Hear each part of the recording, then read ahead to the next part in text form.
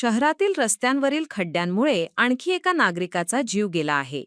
Ambad MIDC परिसरातील एक्सेलो point येथे झालेल्या भीषण अपघातात दुचाकीस्वार निलेश कोतकर यांचा उपचारादरम्यान मृत्यू झाला. मिळालेल्या माहितीनुसार निलेश कोतकर हे दुचाकीवरून जात असताना रस्त्यातील मोठा खड्डा चुकवण्याचा प्रयत्न करत होते. त्याचवेळी मागून भरधाव आलेल्या अज्ञात ट्रकने त्यांच्या दुचाकीला जोरदार धडक दिली. या अपघातात ते गंभीर जखमी झाले. त्यांना तातडीने रुग्णालयात दाखल करण्यात आले, मात्र उपचारादरम्यान त्यांचा मृत्यू झाला. या प्रकरणी अंबड एमआयडीसी पोलीस ठाण्यात अज्ञात ट्रक चालकाविरुद्ध गुन्हा दाखल करण्यात आला असून पोलिसांकडून पुढील तपास सुरू आहे. विशेष म्हणजे यावर्षी नाशिकमध्ये रस्त्यांवरील खड्ड्यांमुळे झालेला हा दुसरा मृत्यू आहे. आगामी सिंहस्थ कुंभमेळ्याच्या पार्श्वभूमीवर शहरात विविध विकास कामे सुरू असून अनेक ठिकाणी रस्ते खोदण्यात आले आहेत.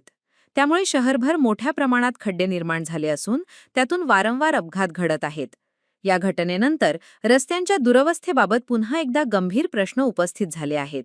भविष्याचं जी तरतूद आहे त्याची मागणी करण्यासाठी आम्ही इथे आलेलो आहे. माझी आणि माझ्या मुलीच्या भविष्यासाठी त्यांनी काहीतरी करावं, कारण की आमच्या घरचा जो आधारस्तंभ होता तो निघून गेलेला आहे आणि आता आमच्याकडे भविष्यासाठी उदरनिर्वाह करण्यासाठी कोणतेही साधन नाहीये. माझ्या मुलीच्या शिक्षणासाठी आणि माझं भविष्य घडवण्यासाठी महापालिकेने काहीतरी करावं, मला पण कुठेतरी चांगली नोकरी द्यावी आणि मला त्या मुलीच्या शिक्षणासाठी मदत करावी. हा विचार त्यांनी पण केला पाहिजे. ही माझी बातमी त्यांच्यापर्यंत पोहोचली पाहिजे की काय असते भावना मी समजून घ्या. या पद्धतीने आमची ही सुनबाई आहे, या सुनेला न्याय मिळाला पाहिजे. आमच्या नातेला पण प्रशासनाकडनं काहीतरी मिळालं पाहिजे तिचा उदरनिर्वाह होण्यासाठी आणि तिच्या शिक्षणाची जबाबदारी घ्या. आणि आमची सून पण शिकलेली आहे, तिला तुम्ही महानगरपालिकेमध्ये आज नाशिककरांसाठी खूप दुःखाची गोष्ट आहे की ज्या नाशिककरांनी लोकप्रतिनिधींना मतदान केलं, आज ते लोकप्रतिनिधी या नाशिक शहरातील 4 नागरिक खड्ड्यामुळे त्यांचा जीव गमावला. त्यांना या ठिकाणी महापालिकेत श्रद्धांजली वाहत आहे. एवढं करून देखील या महापौरांना असेल, आयुक्तांना असेल, त्यांना कुठल्याही प्रकारची जाग आलेली नाही. आज त्यांना जाग आणण्यासाठी हे आंदोलन या ठिकाणी छेडलं गेलंय. लवकरात लवकर दोषींवरती सरळ मनुष्यवधाचा गुन्हा दाखल केला नाही तर आम्ही शिवसेना उद्धव बाळासाहेब ठाकरे पक्ष लवकरच महानगरपालिकेवरती आज 5वा बळी काल कोतकर म्हणून या इस्माचा झालेला आहे. आज आम्ही प्रशासनाला सत्ताधाऱ्यांना जाब विचारण्यासाठी या महानगरपालिकेच्या पायऱ्यांवरती आंदोलन करत आहोत. पहिल्यापासून शिवसेना ही जनतेसाठी रस्त्यावर उतरणारी संघटना आहे.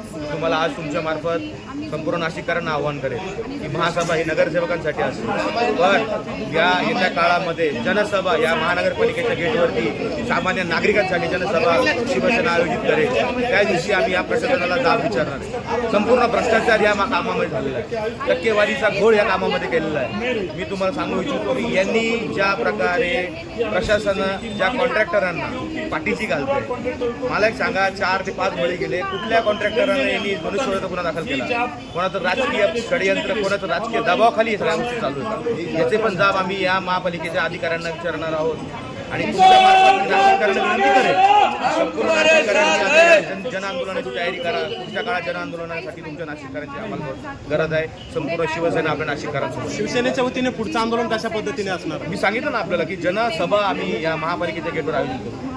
गुन्हा दाखल करायचा आहे, त्याबरोबर आयुक्तांवर गुन्हा दाखल करा, महापौरांवर गुन्हा दाखल करा.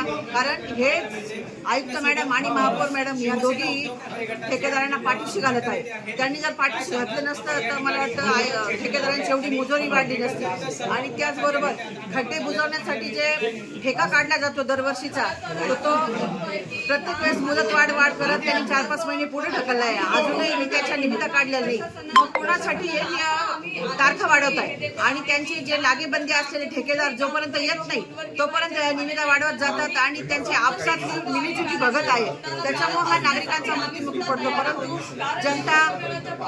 जनता आता ऐकून घेणार नाही आणि शिवसेनेच्या माध्यमातून जनता ही रस्त्यावर उतरेल आणि आम्ही प्रशासनाला आणि भाजपच्या सत्तेला दाखवून देऊ. शिवसेना स्टाईलने आंदोलन करू आणि नागरिकांच्या वतीने मोठं जन आंदोलन नाशिक शहरात उभारू.